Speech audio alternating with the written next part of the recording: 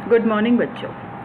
पिछले पाठ में या पिछले वीडियो में आपको मैंने समझाने की कोशिश की कुछ उदाहरणों के द्वारा किस पाठ में क्या लेखक कहना चाहता है।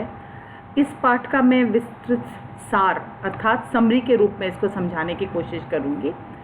इस पाठ में विषय परिचय, पाठ सार, लेखक परिचय, शब्दार्थ, अभ्यास आदि है, तो हम विस्तार से इसका पाठ सार जानेंगे। पाठ सार: लेखक जब भी समाचार पत्रों को देखता तो उसे चारों ओर ठगी, डकैती, तस्करी और भ्रष्टाचार के ही समाचार छपे मिलते। कोई भी व्यक्ति ईमानदार प्रतीत नहीं होता, अर्थात वो इतना निराशा से भर गया था कि उसे चारों तरफ निराशा ही दिख रही थी। ऐसे में हर व्यक्ति गुणी कम, दोषी अधिक दिखता है। ऊंचे पद पर आसीन व्यक्ति ज़्यादा ही दोषी दिखाई देता है। दोषों को इतना बढ़ा चढ़ा कर दिखाया जाता है कि सारे गुण छिप जाते हैं। यह अवश्य ही चिंता का विषय है, लेकिन लेखक को लगता है कि भारत की धरती मनुष्यों की धरती है। मानवता इसका आधार है। आर्य और द्रविड़, हिंदू और मुसलमान, यूरोपीय और भारतीय आदर्शों की मिलन भूमि मानव महासमुद्र कभी सूख नहीं सकता, अर्थात भारत को कभी संस्कृतियों के मिलन का स्थान है। ये तो मानवता का विशाल सागर है, जहाँ विभिन्न प्रकार की जातियाँ बूंदें मिलकर एक रूप ग्रहण करती हैं। आजकल कुछ इस तरह का वातावरण बना हुआ है कि परिश्रमी और भोले भाले परेशान हैं और फरेब का व्यापार करने वाले उन्नति करते जा रहे हैं। इस माहौल में ईमानदारी, सच्चाई, मेहनत आदि बेबसी बनकर रह गई है। इससे जीवन के मानवीय मूल्यों के प्रति लोगों की आस्था विचलित होने लगी है। भारत में कभी भी भौतिक चीज़ों को महत्व नहीं दिया गया। भौतिक अर्थात लग्जरियस लाइफ। हम लोग ना साधारण जीवन में विश्वास करते हैं, और आप देखना बड़े सीधे साधे लोग भारत में बसते हैं। तो हमारी जो लाइफ है वो हम लग्जरी नहीं चाहते। भौतिक चीज़ मतलब लग्जरी।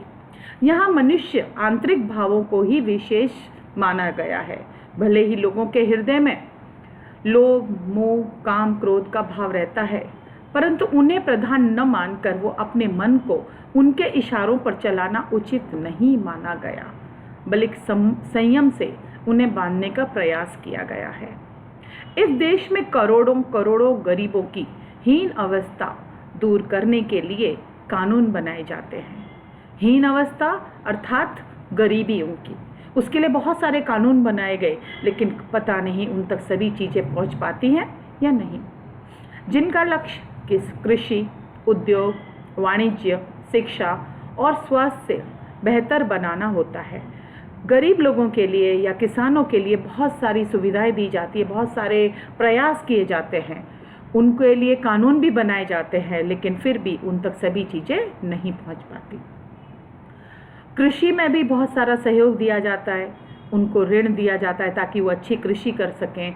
उनको सुविधाएं दी जाती हैं कि वो खाद वगैरह आराम से ले सकें, कुछ लोन लेकर उपकरण खरीद सकें और उसको बेहतर बना सकें। उद्योग धंधों के लिए भी बहुत सारे लोन वगैरह दिए जाते हैं। वाणिज्य अर्थात ट्रेड, सो ट्रेडिंग के लिए भी, शिक्षा और स्वास्थ्य को बेहतर बनाने के लिए भी कुछ पाठशालाएं वगैरह खोली जाती हैं। पर इन कार्यों में जिन लोगों को लगाया जाता है वे वास्तविक उद्देश्य से भटककर स्वयं ही फायदा उठाने लग जाते हैं। यह आपने बहुत बार देखा होगा कि सरकार की तरफ से जो भी धनराशि या जो भी चीज़ें गरीब लोगों के लिए मुहैया कराई जाती हैं वो पूरी उन तक नहीं पहुंचती, क्योंकि उसके बीच में बहुत सारी चेन के रूप में एक है। तो ऊपर वाला कुछ खाएगा, फिर थोड़ा थोड़ा दूसरों में बांटेगा, फिर नीचे जाएगा। ऐसे करते करते गरीबों तक या किसानों तक या जिनको ज़रूरत है उन तक लगभग बहुत थोड़ी सी चीज़ें ही पहुंच पाती हैं। भारतवर्ष की विशेषता रही है कि यहाँ कानून को धर्म के रूप में देखा जाता है। धर्म के रूप में माना जाता है कि हमारा धर्म है, हमें बराबर आचरण करना है, हमें कुछ गलत चीज़ें नहीं करनी है। किंतु वर्तमान में इसमें भी बदलाव आ गया है। हम धर्म को भी धोखा देने लगे हैं, धर्म के ऊपर भी चीज़ें लूट रहे हैं। एक्चुअली धर्म के नाम पर भी लूटा जा रहा है लोगों को। लोग धर्म और कानून में अंतर मानकर कानून को धोखा देने लगे हैं। लोग धर्म से तो डरते हैं, पर कानून को अनुचित लाभ उठा जाते हैं।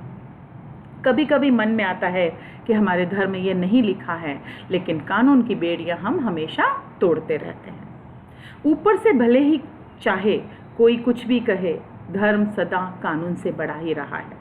धर्म ही है जो सेवा, ईमानदारी, सच्चाई और आध्यात्मिकता का मूल बनाए हुए है। धर्म दबा जरूर है पर नष्ट नहीं हुआ है।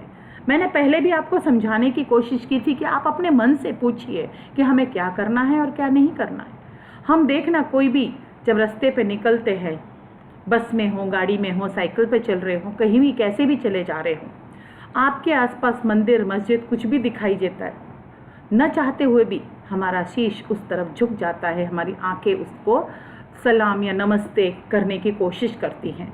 तो हम धर्मी हैं, धार्मिक है और हमारे मन में धर्म के लिए श्रद्धा है। सो मैं कहना चाहूँगी कि धर्म दबा जरूर है पर अभी भी हमारे मन से नष्ट नहीं हुआ। वह आज भी लोगों से प्यार करता है, स्त्रियों का सम्मान करता है। हमारे देश में स्त्रियों की बहुत ज़्यादा लोग सभी सम्मान नहीं करते। बहुत सारी खबरें ऐसी आती है, बच्चियों के साथ अत्याचार होते हैं, औरतों के साथ अत्याचार होते हैं, पर ये सभी पुरुष नहीं है।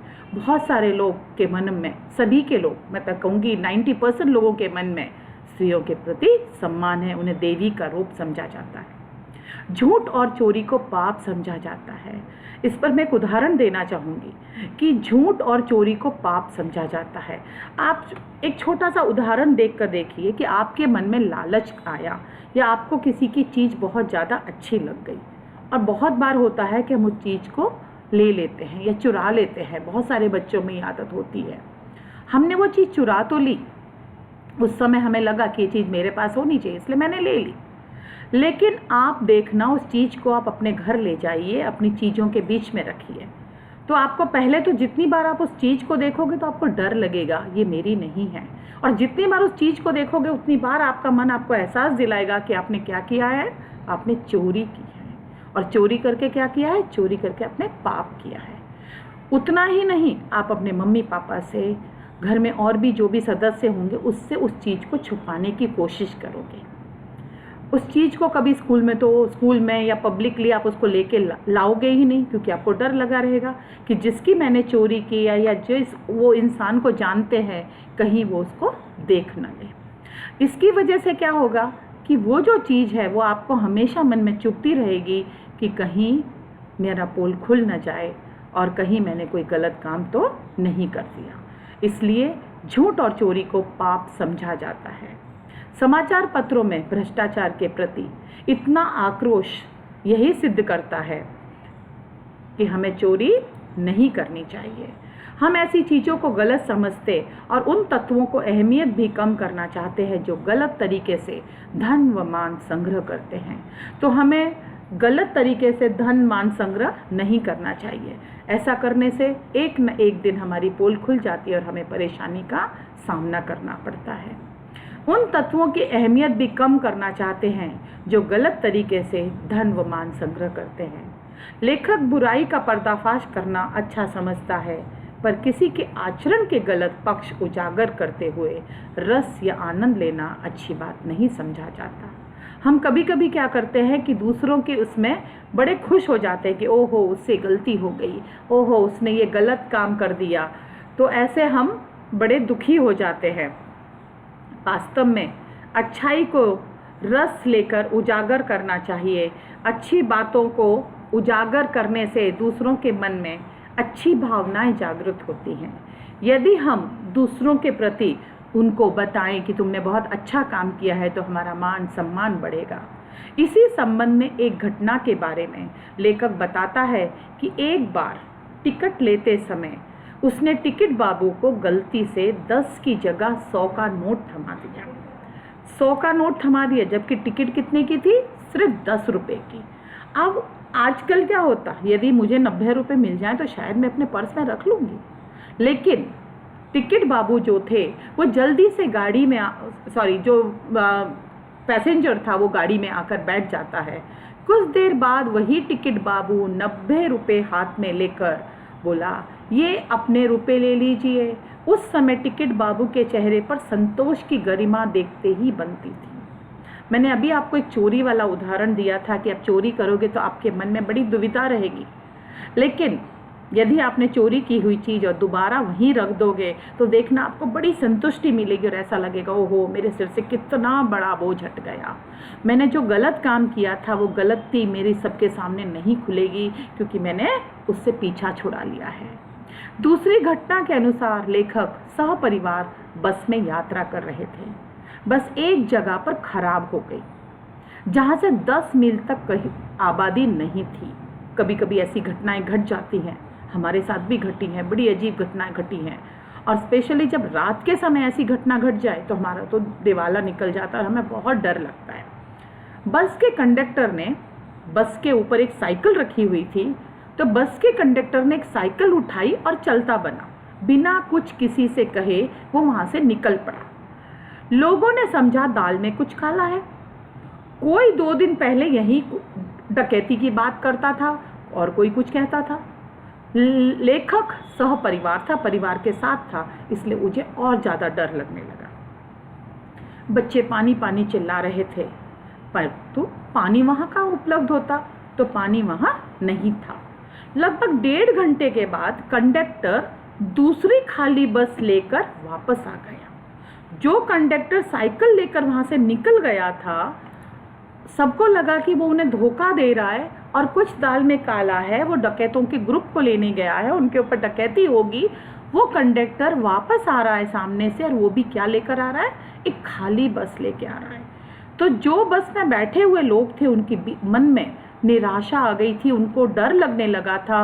वही निराशा इमीडिएटली 1 सेकंड में आशा में बदल जाती है और उनको लगता है कि ओहो बस आ गई, हमारी सारी परेशानियां दूर हो गई। अर्थात दुखों में ईश्वर का स्मरण करता रहूं। कभी कभी देखना, वैसे हम भगवान का नाम ले ना ले, लेकिन जब भी हमारे ऊपर परेशानी आती है हम दिन में 10-10 बार या हर सेकंड भगवान का नाम लेते हैं। हे भगवान मेरी ये काम पूरी करना, मैं आपका ये करूँगा, मेरी मनोकामना पूरी करना, मैं ये प्रसाद चढ़ाऊँगा। ये हमारा नेचर है, ह्यूमन नेचर है एक्चुअली। अंत में लेखक इस परिणाम पर पहुंचता है कि मनुष्य की बनाई नीतियां गलत नतीजे पर पहुंच रही हैं। इसमें बदलाव करना होगा। अब भी आशा की ज्योति बुझी नहीं है। हमारे उन्नति और विकास के रास्ते अब भी खुले हैं।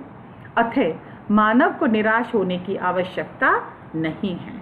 आपने देखा कि किस तरह से लेखक ने निराशा को आशा में बदल दिया। मैं आशा करती हूँ कि इतने समझाने पर आपको पाठ बहुत अच्छी तरह से समझ में आ गया होगा। इसमें कुछ नए शब्द हैं, उनको मैं विस्तार से समझाने की कोशिश करूँगी। देखिए पहली स्लाइड, शब्दार्थ। शब्द है मन बैठना। मन कब बैठ जाता है? जब हम निराश होते हैं, हमारे मन में पॉजिटिविटी नहीं रहती, हमको लगता है ओहो अब कुछ हो ही नहीं सकता। उसके बाद है तस्करी। मैंने समझाया था तस्करी का मतलब है बहुत ज़्यादा मूल्यवान चीज़ों को चोरी छुपे बेचना।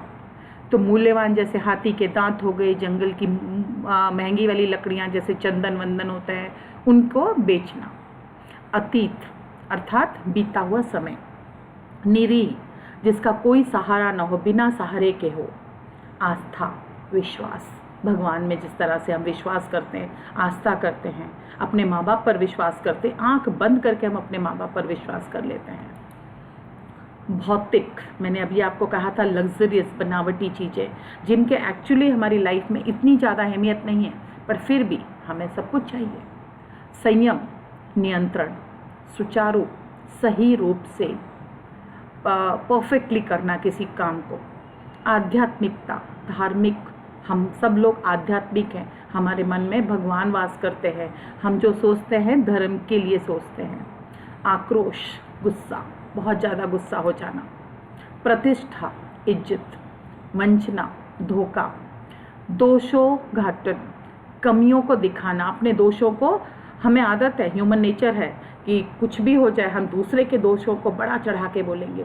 कोई बात हो जाए तो उसको हम बड़ा चढ़ा के बताएंगे, पता है ये हुआ था, ये हुआ था, और अपने भी 2-4 शब्द उसमें जोड़ देते हैं। विश्वासघात, विश्वास तोड़ना, किसी को विश्वासघात देना, उसकी बात न मानना। उसने कहा है आपको कि मेरी बात अपने तक रखना, लेकिन नहीं, हम 10 लोगों को बताएंगे और उससे कहेंगे कि बात फैलाना मत। तो हमने उसके साथ क्या किया? विश्वासघात किया। आशा की ज्योति, आगे बढ़ने की किरण। मैंने कहा आपको, अभी देख लो कोरोना है, लेकिन फिर भी हमारे मन में क्या है, हम आगे बढ़ेंगे, इसको हरा देंगे। ये तो हुए शब्दार्थ। इसमें 4-5 प्रश्न हैं, मैं उनको विस्तार से पहले क्वेश्चन को पढ़ती हूँ और उसके बाद में आपको उत्तर भी समझाने की कोशिश करती हूँ। पहला प्रश्न है, बुरा आचरण लेखक ने किसे और क्यों कहा है? तो बुरा आचरण एक्चुअली मनुष्य बुरा नहीं है, लेकिन उसके अंदर जो आदतें हैं वो बुरी होती हैं। तो लोभ, माया, काम, क्रोध आदि की भावना से जीवन यापन करना बुरा आचरण कहलाता है, क्योंकि इससे मनुष्य केवल स्वार्थ की भावना ही नहीं सीखता, वह समाज हेतु कोई कार्य नहीं कर सकता, क्योंकि खुद के मन में निराशा है, लालच है, तो हम दूसरे का भला नहीं कर सकते। दूसरा प्रश्न, लोक चित्त में अच्छाई के प्रति अच्छी भावना कैसे जागृत की जा सकती है? अच्छाई को रस लेकर और बुराई की भांति उजागर नहीं किया जाता। हम अच्छाई को क्या करते हैं, अच्छाई को नहीं बताते लोगों को, लेकिन बुराई को बहुत बड़े रूप में बता देते हैं। तो हमें ऐसा नहीं करना चाहिए। जबकि लेखक का मानना है कि यदि अच्छाइयों को उजागर किया जाए तो लोकचित्त अर्थात लोगों के हृदय में अच्छाई के प्रति अच्छी भावना जागृत होगी। तो हमें अच्छाई को बढ़ावा देना है, ना कि बुराई को। इससे समाज के लोग लोक हितकारियों की ओर अग्रसर होंगे। आप देख सकते हो अभी कोरोना के पीरियड में बहुत सारे लोगों की मदद कर रहे हैं, लेकिन बहुत सारे ऐसे लोग हैं जो लूट भी रहे हैं। तो ऐसा सब देख के हमारे मन में नेगेटिविटी, और जो अच्छा कर रहे हैं उनको देख के पॉजिटिविटी आती है। टिकट बाबू की किस ईमानदारी से लेखक चकित हो गया? एक बार टिकट लेते समय लेखक को 10 रुपये का टिकट लेना था। उसने गलती से 100 का नोट दे दिया और गाड़ी में आकर बैठ गया। थोड़ी देर में टिकट बाबू 90 रुपये लिए हाथ में लेकर आए और लेखक को दिए। ऐसा करते समय उनके चेहरे पर विचित्र संतोष की गरिमा थी। गरिमा था फीलिंग। आप देखना, कोई भी आप अच्छा काम करो, कोई आपको शाबाशी दे ना दे, आपका मन आपको शाबाशी देगा और हमें लगेगा वाह मैंने क्या काम कर दिया आज। और हमसे गलती हो जाए तो अंदर ही अंदर हमारा मन कहेगा नहीं बेटा तूने अच्छा नहीं किया। उसकी ऐसी ईमानदारी देखकर लेखक चकित रह गए। चकित अर्थात आश्चर्य। धर्मभीरू लोग कानून की त्रुटियों से लाभ उठाने में संकोच क्यों नहीं करते? धर्मभीरू अर्थात धर्म से डरने वाले, वो कानून की त्रुटियों से लाभ नहीं उठाते। उनको लगता है, उनको डर लगा रहता है हमेशा। भारतवर्ष में सदा कानून को धर्म के रूप में देखा गया है। यहाँ कभी भी धर्म और कानून को अलग करके नहीं देखा। अतएव कानून का पालन करना धर्म माना जाता है। जो कानून बन गया उसी का हमें पालन करना है। पर आज वर्तमान में कानून और धर्म को अलग अलग कर दिया गया है। धर्म को धोखा नहीं दिया जा सकता, पर कानून को धोखा दिया जा सकता है। कि कानून बोलते हैं ना, तोड़ने के लिए ही बना होता है। तो कानून को धोखा दे सकते हैं, लेकिन हम धर्म को नहीं देते, क्योंकि हमें पता है कि भगवान हमें देख रहा है। भगवान के सामने हमें बुरा काम नहीं करना है। किसी को भी संकोच नहीं होता। यही कारण है कि धर्मभीरू लोग कानून की त्रुटियों से लाभ उठाने से संकोच नहीं करते। कानून को धोखा दे देंगे, लेकिन वो कभी धर्म को धोखा नहीं देते।